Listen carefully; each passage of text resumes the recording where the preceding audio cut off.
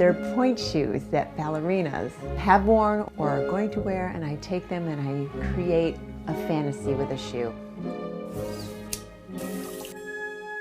It invokes a feeling, a ballet, a character, a mood. I take a shoe and I give it a personality.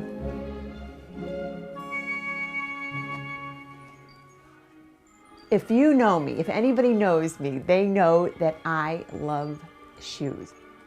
Ever since I was a little girl, I used to love my mother's closet.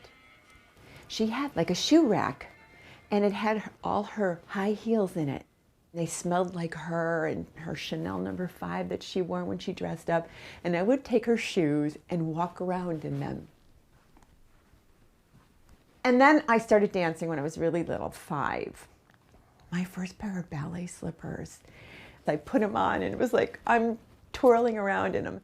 That evolved into, when I got older, pointe shoes. Later in life, I started volunteering for this youth ballet company. All the mothers there of the young dancers, they say, oh, you know, we take the girls' old pointe shoes and we decorate them and then we sell them in the boutique. Would you like to do that? And I said, oh, of course. So they gave me a couple of pairs of old tattered shoes. They were stinky, they were dirty. I was like, okay, how are we going to make these look pretty? I got some packages of RIT dye and I started dipping them. I'm like, oh, these look kind of nice. It's really time consuming to take an old shoe and make it beautiful again. Even after you wash them and dye them, they still have a little odor to them because dancers' feet, you know, they work very hard in those satin shoes. Once they're dry, that's when the fun begins. I get bindings, I get jewels, I get flowers, I get ribbons.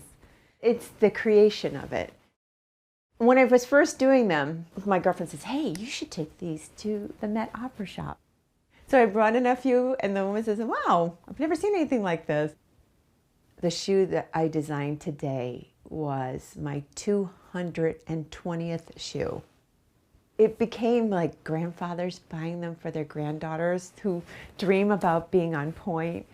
And I feel great when I made something that's going to make somebody really happy.